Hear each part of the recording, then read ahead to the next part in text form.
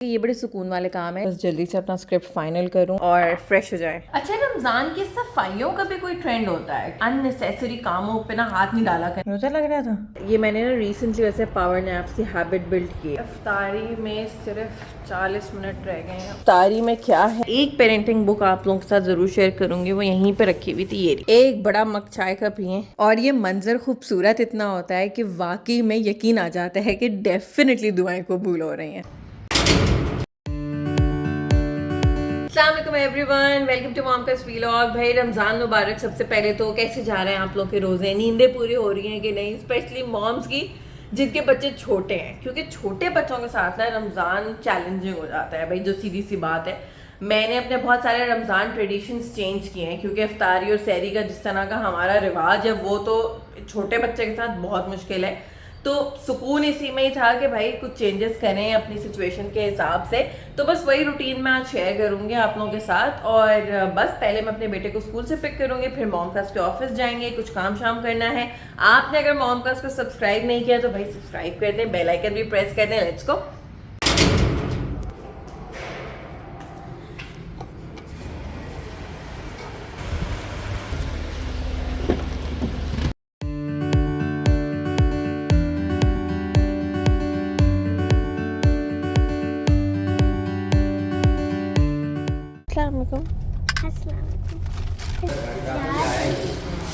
Yeah. Let's go. Let's run to the road. Hold hands and run to the road. Run to the door. Run to the door. Last vlog में बहुत सारे responses आए थे कि सब पूछ रहे थे कि कोई पेरेंटिंग बुक रिकमेंड कर दें। तो मैं एक पेरेंटिंग बुक आप लोगों के साथ ज़रूर शेयर करूँगी, वो यहीं पे रखी हुई थी। ये रही, पॉजिटिव डिसिप्लिन। भाई this book has helped me tremendously. Specially जो इमोशनल रेगुलेशन का कॉन्सेप्ट है वो मुझे बहुत ज़्यादा समझ में आया था। जिस इसमें कि एग्जाम्पल ये दी हुई, और ये इस वजह से रेलिवेंट है क्योंकि रमज़ान में ऐसा होता है ना कि हमने रोज़ा रखा हुआ है और भाई भूख प्यास होती है, चैलेंजिंग होता है, नींद नहीं पूरी हुई भी होती, तो ज़रा वर्कलोड भी फिर ज़्यादा फील हो रहा होता है। तो हम क्या करते हैं कि हम फ्रस्ट्रेट हो रहे होते हैं और गुस्सा आ रहा होता है, और हमारे बच्चे बहुत ज़्यादा अपने, वो तो उनका तो रोज़ा नहीं होता ना, तो वो अपनी एनर्जी में होते हैं। तो हमारा जो गुस्सा निकलता है ना, या जो इरिटेशन निकलती है, वो बच्चों पे निकल रही होती है।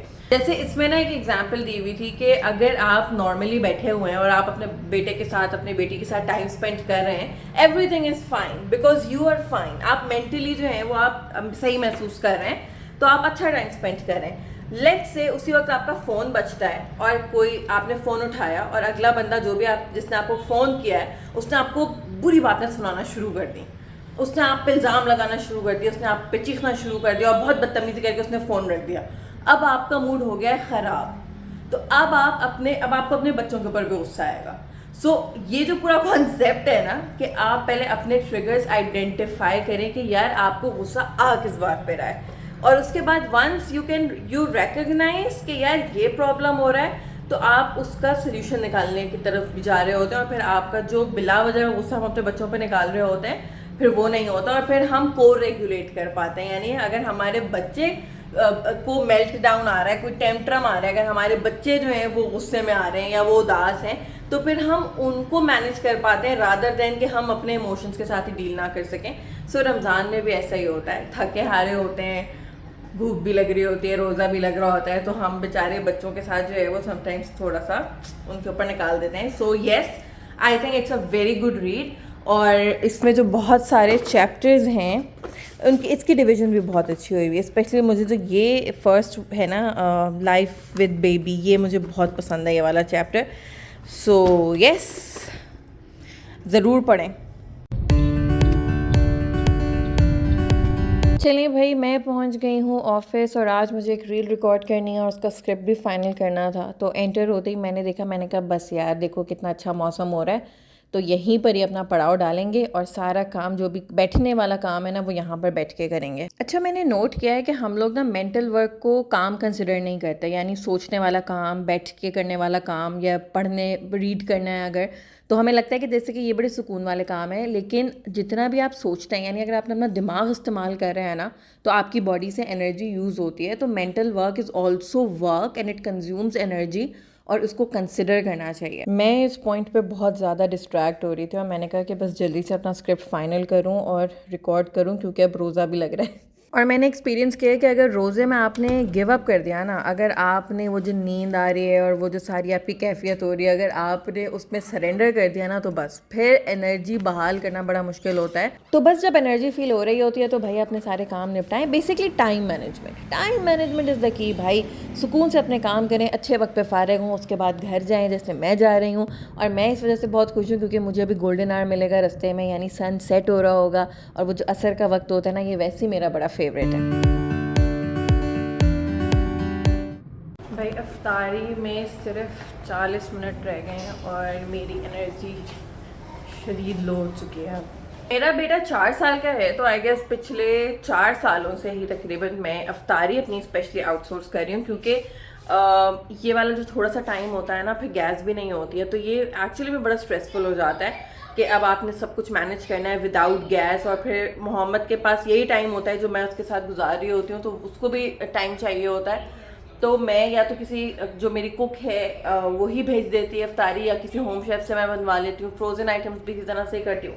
इसका जो नंबर 1 फ़ायदा है ना, वो मेरी एनर्जी सेव होने का है। मैं भी आई हूँ, मैं आराम से मैंने रिलैक्स किया, मैंने मुँह हाथ अपना धोया है, फ्रेश हुई हूँ मैं, और मुझे पता है कि अफ्तारी आई हुई है और मुझे बस वो प्लेट में निकालनी है और मैंने रखनी, क्योंकि हम लोग 2 लोग ही हैं, तो इतना कोई लंबा चौड़ा तो होता भी नहीं है। बट स्टिल जो मेंटल पीस है ना बॉस, वो सबसे ज़्यादा ज़रूरी है। सो लेट्स सी कि अफ्तारी में क्या है। मैं इसको निकालती हूँ। वैसे जो मेरी होम शेफ़ हैं जिनसे मैं बनवाती हूँ, वो दही बड़े बहुत मज़े के बनाती हैं।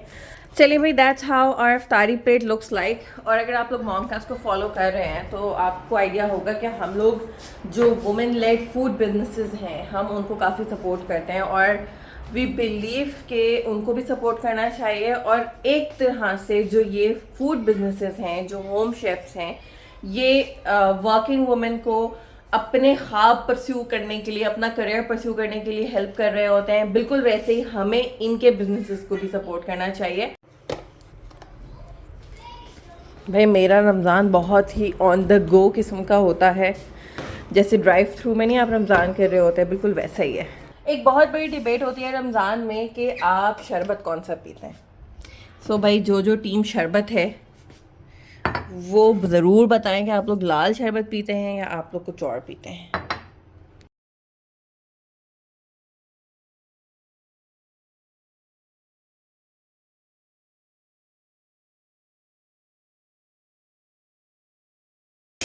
रमज़ान में एक चीज़ ऐसी है जो ना सिर्फ आपको फ्रेश करती है, आपका गुस्सा भी कम आएगा उससे, और आपके बच्चों के टेंशन्स भी बहुत अच्छे हैंडल हो जाएंगे, और वो है चाय, जो मैं अभी बहुत सारी बना रही हूँ। एक बड़ा मग चाय का पिएं और फ्रेश हो जाए। जितने भी चाय लवर्स हैं ना, दे विल रिलेट। अच्छा, रमज़ान की सफाइयों का भी कोई ट्रेंड होता है कि रमज़ान के आने से पहले पूरे घर की सफाई करनी है और फुल हंगामा मचा हुआ होता है कि ये साफ़ करना है, वो साफ़ करना है। अच्छा, आपकी बहन ने तो ऐसा कोई प्रेशर कभी नहीं लिया सफाई वाला, यानी इस तरह से कि किसी इवेंट के आने से पहले कोई ज़बरदस्त ग्रैंड किस्म की सफाई करनी है। हाँ, वैसे डीप क्लीनिंग घर की तो होती रहती है टाइम टू टाइम, लेकिन दिस इज़ अनदर थिंग कि अभी जैसे अगर मैं आपको अपना ये कमरा दिखाऊँ, वैसे ये मेरा स्टूडियो है और ऑफिस है, तो यहाँ पे क्योंकि शूट्स वगैरह होते रहते हैं, तो ये कमरा वैसे ही ना थोड़ा सा मतलब बिखरा हुआ रहता है। लेकिन अभी जैसे बहुत सारी ऐसी चीज़ें हैं जो कि यहाँ पे नहीं होनी चाहिए, जैसे अभी गाड़ी यहाँ पे बिलावजा पड़ी हुई है, या मतलब एक्चुअली कमरे का हाल काफ़ी ज़्यादा ख़राब है। और अभी जब रमज़ान आ रहा था तो मैंने कहा यार ये अब मैं इसको यहीं पे छोड़ दूँ, यानी जैसे ही रमज़ान करीब आया, रमज़ान शुरू होने वाला, मैंने वहीं पे ही छोड़ दिया इसको कि अब इसको बाद में देखेंगे, क्योंकि भाई ये एक फैक्ट है। और मदर्स जो घर की ख़वातीन है, उनको ये रियलाइज़ करना बहुत ज़रूरी है कि अननेसेसरी कामों पे ना हाथ नहीं डाला करें रमज़ान में, क्योंकि फिर ना हम अपने आप को थका देते हैं कि ये भी साफ़ करना है, वो भी साफ़ करना है, पर्दे भी चेंज करने हैं, ये वो कर करके हम इतना थका देते हैं। भाई रमज़ान में ऑलरेडी आपकी एनर्जी लो होती है, मान लें इस बात को, मतलब एक फ़िज़िकल मुशक्क़त होती है, तो अपनी एनर्जी ना अननेसेसरी और बिला वजह के कामों में ना लगाएं। इट्स ओके, अगर मतलब रमज़ान सफाइयों करने का तो महीना नहीं है ना, तो थोड़ा सा इजी करना अपने आप को बहुत ज़रूरी है। और ये चीज़ ना हमें अनलर्न कर, मतलब मुझे अभी भी लिटरली देख के उलझन हो रही है। मैं अभी अपनी टेबल देख रही हूँ ना, तो मुझे मतलब शदीद उलझन हो रही है कि ये सब तो खैर मुझे वैसे ही साफ़ कर लेना चाहिए, लेकिन एक उलझन हो रही होती है और मुझे ये हो रहा होता है कि यार मैं अभी इस पे अपना टाइम क्यों वेस्ट करूँ, क्योंकि अभी मुझे जगह बनानी पड़ेगी अलमारी के अंदर, फिर मुझे देखना पड़ेगा कौन सी चीज़ें देने वाली हैं कौन सी नहीं है, तो मेरा मतलब अच्छा खासा टाइम लगेगा। और मेरा रूटीन रमज़ान में इतना टफ हो जाता है, सबका होता है आई एम श्योर, कि आपके पास ना मतलब, और फिर मैं सोच रही थी मैं ये क्यों कर रही हूँ, क्या रमज़ान में मेरे पास वाकई में इन सारी चीज़ों का टाइम है, इतना थोड़ा सा टाइम मिलता है दुआएं मांगने का, इबादत करने का, या कुछ कुरान पढ़ लिया, या कुछ और कोई अच्छा कोई काम, कोई स्पिरिचुअल ग्रोथ का आपको कुछ टाइम मिले, कोई मौका मिले आपको, तो क्या ज़रूरत है यार, 1 महीना है, गिनती के दिन है, उसके बाद गुजर जाएंगे, फिर करते रहें सफाइयाँ, ऑर्गेनाइज़ करें अपनी कबर्ड्स, ऑर्गेनाइज़ करें, कमरा साफ़ करें, सब कुछ करें। So I think this is one of the things कि मैंने ये थोड़ा सा ओवरकम किया है अपना, जो आपका एक अंदर से एक निकल कर आ रहा होता है ना कि नहीं यार ये मैंने करना, और मेरे कुछ चीज़ों में थोड़ी सी मैं ऑब्सेसिव भी हूँ कि ये ऐसे होना है, इसको यहाँ रखना है, यहाँ क्यों पड़ा हुआ है, ये वहाँ नहीं होना चाहिए। स्टॉप, रमज़ान है, चिल करें। हमारे घर में सबसे ज़्यादा रोज़ा इन मैडम को लगता है, ये रोज़ा रख रख के थक जाती हैं। हेलो, अस्सलाम वालेकुम, क्या हुआ, रोज़ा लग रहा था, चलो सो जाओ। सो भी गई हैं वापस बानो, एक्सक्यूज़ मी। क्या हो गया, ये अफ्तारी के बाद ना बिल्कुल ऐसी नींद आती है। यही हालत होती है एग्जैक्टली जो बानो की हो रही है अभी, उठो। ये देखिए फिर सो गई। चले भाई, I think I will take a nap, और काफ़ी ज़्यादा नींद आ रही है, और मैंने मोहम्मद को भी सुला दिया है। तो ये मैंने ना रिसेंटली वैसे पावर नैप्स की हैबिट बिल्ड की है। अच्छा, जितनी भी लड़कियों से, ख़वातीन से, क्योंकि हम लोग बहुत ज़्यादा इन टच होते हैं मॉम्स के साथ, तो ख़वातीन को नींद ज़रा देर से आती है, इसके साइंटिफिक रीजंस भी हैं, लेकिन मर्द हजरात कंपैरेटिवली सरकते ही सो जाते हैं, कहीं पे भी सो जाते हैं। और रिसेंटली मैंने ये हैबिट बिल्ड की है, क्योंकि छोटे बच्चों के साथ, अगर स्पेशली जो 1 साल या 2 साल के बच्चे होते हैं उनके साथ, क्योंकि वो उठते बहुत हैं ना, उनके साथ नींद नहीं पूरी होती, तो ये छोटी छोटी नैप्स होती हैं, ये एक्चुअली में बहुत फ़ायदा होता है कि अगर आपने क्विक नैप ले ली और आपने अपने आप को हैबिट डाल दी इस चीज़ की। मुझे नहीं पता कि ये कितने लोगों के लिए कितनी मुश्किल हो सकती है। शुरू में मेरे भी सर में बहुत दर्द होता था, मैं ड्राउजी हो रही होती थी, लेकिन मुझे रमज़ान में इस हैबिट में बहुत हेल्प मिली, क्योंकि मुझे छोटी छोटी नैप्स लेने का टाइम मिल रहा होता है। अभी मैं छोटी सी नैप लूँगी, फिर सहरी के बाद थोड़ी देर के लिए सो जाऊंगी, फिर हो सकता है कि दोपहर में अगर एक आधा कोई घंटा निकल आया, कोई नैप अगर अब मोहम्मद के साथ ही लेट गई तो आँख लग गई। सो यस, अभी थोड़ी सी नैप लेंगे, थोड़ा सा फिर सहरी के टाइम हो जाएगा। सो इतनी जल्दी आ जाता है सहरी का टाइम, क्योंकि ये केले अपनी आखिरी सांसें ले रहे हैं, तो सहरी में बनेगा मिल्क शेक।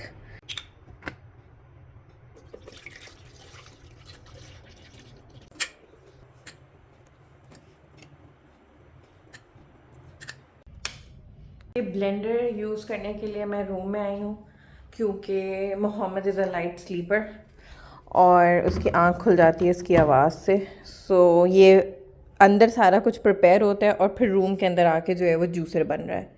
क्या प्रॉब्लम्स होते हैं यार, सीरियसली। मुझे सहरी किसी खिड़की के पास बैठ के सुकून से करने में बहुत मज़ा आता है, क्योंकि पूरा दिन इतनी तेज़ी से गुजर जाता है और इतना हेक्टिक गुजरता है। तो ये पूरे रोज़े में ये एक वाहिद वो टाइम होता है जिसमें मुझे ऐसा लगता है कि पूरी दुनिया ठहर गई है, एक सुकून होता है ना, पीस बिल्कुल। हाँ, थोड़ा सा शोर ज़रूर होता है जब वो सायरन बज रहे होते हैं और सहरी की अनाउंसमेंट हो रही होती है, लेकिन मुझे पता नहीं वो भी बहुत ऑडली सेटिस्फाइंग लगती है। स्पेशली एक अनाउंसमेंट है जो मेरी फेवरेट है, मुझे बड़ा मज़ा आता है उसको सुन के। खाना पीना बंद कर दें, आज़ान का इंतज़ार ना करें। आज़ान नमाज फजर के लिए दी जाती है, रोज़ा बंद करने के लिए नहीं। सल्लल्लाहु अलैहि कबीर, सल्लल्लाहु तआला अला मुहम्मद, सल्लल्लाहु तआला अलैहि वसल्लम। मैं उन लोगों में से हूँ जो सनराइज़ और सनसेट देखने के लिए किसी भी स्पॉट पे ख्वारियाँ काट के भी जा सकते हैं कि बस हमें सूरज देखने को मिल जाए। ये ना बिल्कुल फ्री थेरेपी जैसा है, आपने कुछ नहीं करना, आपने बस बैठ के सूरज को देखना है निकलते हुए, दैट्स इट। वो जो पूरा एनवायरनमेंट चेंज हो रहा होगा, ये जो खूबसूरत कलर्स आ रहे होंगे, ऑटोमेटिकली आपकी बॉडी पॉजिटिव एनर्जी एब्जॉर्ब करती है। ऐसा लगता है कि आप फिजिकली और स्पिरिचुअली रिचार्ज हो रहे हैं। और इसका एक बहुत गहरा ताल्लुक इस बात से भी हो सकता है कि इफ्तारी से पहले का टाइम और सहरी के बाद का टाइम दुआ की कबूलियत का टाइम होता है, और ये मंजर खूबसूरत इतना होता है कि वाकई में यकीन आ जाता है कि डेफिनेटली दुआएं कबूल हो रही हैं. So moms, no matter how dysregulated you feel, this therapy is really going to help. ज्यादा नहीं, 10 मिनट निकाल लें, 15 मिनट निकाल लें, literally it works. I really hope कि आपको व्लॉग अच्छा लगा और आपका रमज़ान बहुत अच्छा गुजरे. मैं जा रही हूँ सोने. आपने मॉम का सब्सक्राइब करना है और बेल आइकन भी प्रेस कर दीजिएगा. अल्लाह हाफिज़.